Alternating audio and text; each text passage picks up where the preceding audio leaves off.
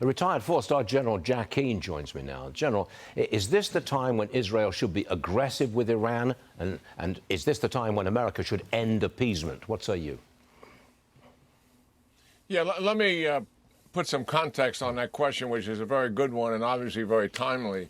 You know, the three major takeaways from what we saw as a result of Saturday night's attack is, one, Iran did conduct a major escalation by a comprehensive attack, as we know, with 300 missiles and drones at Israel.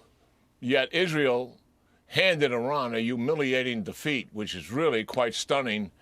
It pushes back Iran on its heels as a result of this. The second thing is certainly the multi-layered air defense system that the Israelis have, all with U.S. engineer thumbprints on it, by the way, performed very admirably. But historically, this is the first time the United States fought side by side with Israel since the State of Israel was organized in 1948. And by that I mean Central Command, a warfighting headquarters in the Middle East, organized a multinational organization and coordinated it through 6 countries. And that is our most experienced warfighting headquarters. Israel is used to fighting unilaterally, so what Central Command did was really significant. And just think of this, Stuart. We had Arab nations fighting alongside of Israel's capability against Iran. That is also historic. And then the last takeaway is, well, where are we now? The fact is, Israel's in a much better place than they were just a couple of weeks ago, with the United States pushing back on their war aims and disagreeing with them, the international community widely condemning them because of the casualties that have taken place in Gaza. Now the shift has taken place, and the multinational community is criticizing who? Iran, for their aggressiveness and what they attempted to do in terms of producing casualties inside Israel, not just for the Jews inside Israel, but for also the Palestinians and Arabs inside of Israel. So I think there's an opportunity here. And what is it? The fact is, the United States now, and there's talk going on in the UN and in the international community about sanctioning Iran. Let's take advantage of this opportunity.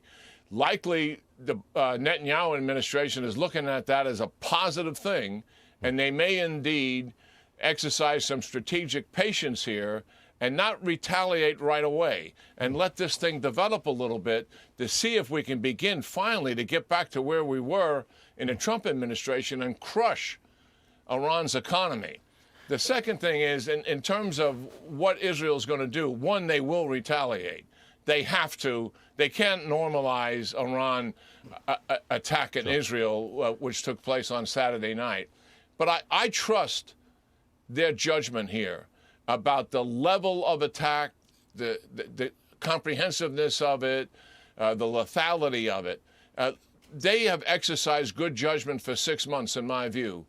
And I think we should let them put that together based on how best to protect their own people and best to serve the situation as it currently exists. I think we in the news media are perhaps overlooking something here.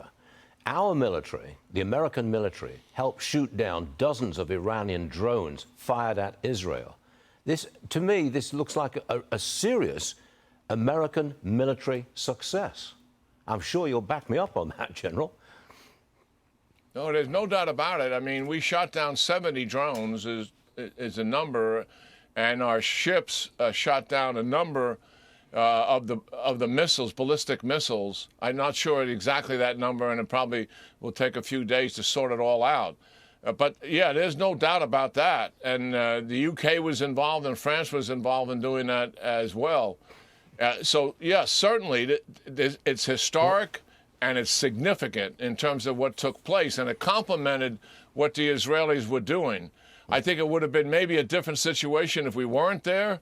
And certainly if the Israelis did not have early warning and detected this attack coming, gave their missile shooters the opportunity, one, to be ready, and two, to advance their aircraft beyond Israel to engage these platforms before they even reached Israel. And that was true of Israeli Air Force as well as the United States and the other nations involved. Really quite a significant military success for sure on the part of Israel and the multinational support. We're told, this is extraordinary to me, but we're told that roughly half of the ballistic missiles fired by Iran failed to launch or crashed.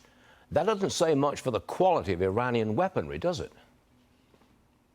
Yeah, this is something I've been talking about for some time. Iran has a very weak military. Air Force still flying U.S. Airplanes from the 1970s. Navy, very small, not a lot of capability. Land forces, poorly equipped, poorly trained, even though they have sufficient numbers. They resourced their rocket and missile force. That is where they put their money. And look what happened. That failed them as well. This is why I've always maintained that we can take advantage of Iran's vulnerability here by conducting limited measured attacks against the IRGC and these capabilities to force them to shut down their proxies. The Biden administration has never done it because why? They fear a, quote, wider war, unquote. When Iran can't fight a wider war, that's the reality of it, Stuart. Yeah. And they sure as heck can't win it. And we don't use this leverage that we have. Got to end it right there, but I think that was ending it on a good note. General Jack Keane, thank you, sir. Come again soon, please. Gotcha. Yeah, you got it.